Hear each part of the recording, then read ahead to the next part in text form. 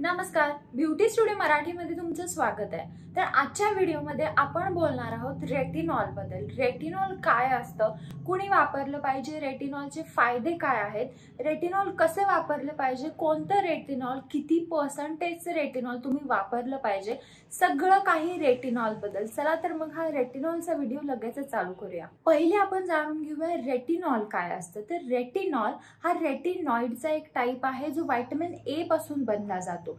जसं जसं आपलं एज वाढतं तसं तसं आपली स्किन मॅच्युअर होते आणि आपल्या स्किन मधले व्हिटॅमिन्स कमी होत जातात। जर तुम्ही रेटिनॉल वापरलं तर रेटिनॉल तुमच्या स्किनची इलास्टिसिटी आणि कोलॅजनला बूस्ट करतं आणि तुम्हाला एक प्लम्पिंग इफेक्ट मिळतं। जर तुम्हाला फाईन लाईन्स असतील, रिंकल्स असतील किंवा मॅच्युअर स्किन असेल, स्किन जर खूप जास्त ओगळले असेल तरी देखील तुम्ही रेटिनॉल वापरू शकता। जर तुम्हाला पिगमेंटेशन, हायपर पिगमेंटेशन असेल तरी देखील रेटिनॉल तुमच्यासाठी बेस्ट ऑप्शन आहे। रेटिनॉल कधी वापरलं पाहिजे, तर रेटिनॉल फक्त रात्री वापरायचं, दिवसा रेटिनॉल कधीही वापरायचं नाहीये।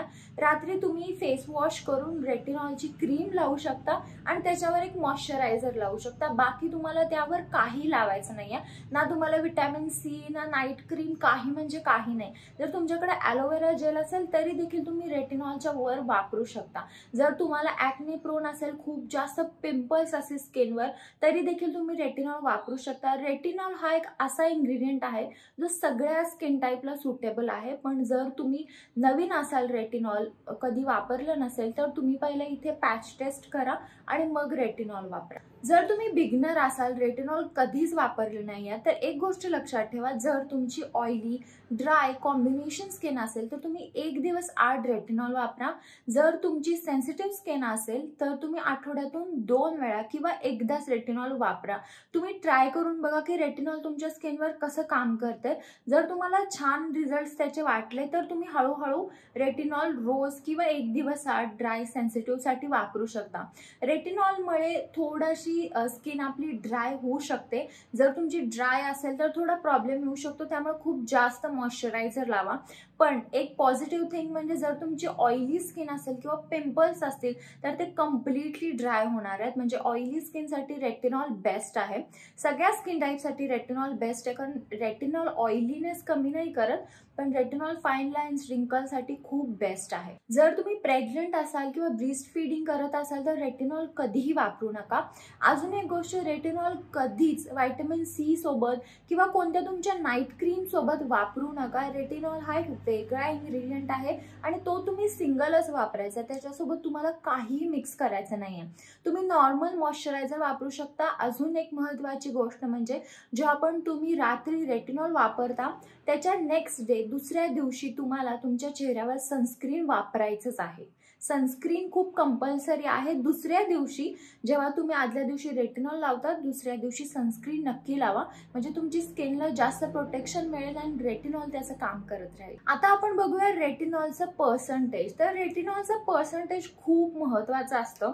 माझ्याकडे हे फर्स्ट रेटिनॉल क्रीम आहे जी मी खूप आधी घेतली होती आणि ज्याचं पर्सेंटेज 0.1 आहे। म्हणजे जर तुम्ही स्टार्टिंग करत असाल तर इथे बघा 0.1 दिलेला आहे। ही रिकविलची रेटिनॉल नाईट क्रीम आहे। ॲक्च्युली ही कम्प्लिटली यूज झाली आहे, थोडंसं बाकी असेल। तर ही सगळ्या स्किन टाईपसाठी सुटेबल आहे आणि जेव्हा पण तुम्ही बिगनर असतात तेव्हा रेटिनॉल नेहमी 0.1% पासूनच तुम्हाला चालू करायचं आहे। तुम्ही कोणतीही तुमची स्किन टाईप असू दे, ऑइली, ड्राय, सेन्सिटिव्ह कोणतीही असू दे, 0.1 पासूनच तुम्हाला रेटिनॉल स्टार्ट करायचं। जर तुम्ही बजेटमध्ये रेटिनॉल बघत असाल तर तुम्ही रिकविलची ही रेटिनॉल नाईट क्रीम ट्राय करू शकता। ह्याची जी क्वांटिटी आहे ती पण खूप जास्त आहे, तुम्हाला आरामात एक 2 ते 3 महिने ही रेटिनॉल क्रीम जाणार आहे। जसं जसं तुमच्या स्किनला रेटिनॉलची सवय होईल तसं तुम्ही पर्सेंटेज वाढवू शकता। 0.1 नंतर तुम्ही 0.2 to 3 मध्ये जाऊ शकता, नंतर 5 पर्यंत जाऊ शकता, नंतर 10 पर्यंत जाऊ शकता आणि हळूहळू तुम्ही पर्सेंटेज वाढवू शकता। आता मी जी नेक्स्ट क्रीम घेतलेली आहे ती आहे फॉक्सटेलची। तर ह्यामध्ये बघा इथे 0.15 रेटिनॉल आहे यामध्ये। तर माझ्या स्किनला सवय आहे रेटिनॉलची आता, त्यामुळे मी 0.15%चं रेटिनॉल वापरू शकते। पण तुम्ही असं करू नका, तुम्ही स्टार्टिंगला 0.1%नीच वापरा। कोणतीही जेव्हा तुम्ही ॲसिडची क्रीम किंवा सिरम वापरता तेव्हा 0.1% पासून स्टार्ट करा. म्हणजे जर समजा 0.1 नसेल तर 1% पासून स्टार्ट करा. डिरेक्टली जर तुम्ही 10-15% वर गेला तर तुमच्या स्किनला एवढी जास्त ॲसिडची सवय नसते आणि थोडंसं काहीतरी प्रॉब्लेम होऊ शकतो, म्हणजे पिंपल होऊ शकतो. असा काही मेजर प्रॉब्लेम होत नाही. मोस्ट ऑफ द केसेसला सेन्सिटिव्ह स्किनलाच प्रॉब्लेम येतो, बाकी कोणत्या स्किन टाईपला काही प्रॉब्लेम येत नाही. पण तरी पण प्रिकॉशन म्हणून बेस्ट आहे की तुम्ही 0.1%नी चालू करा आणि हळूहळू तुम्ही तुमचं रेटिनॉलचं स्किन केअर बिल्ड करू शकता.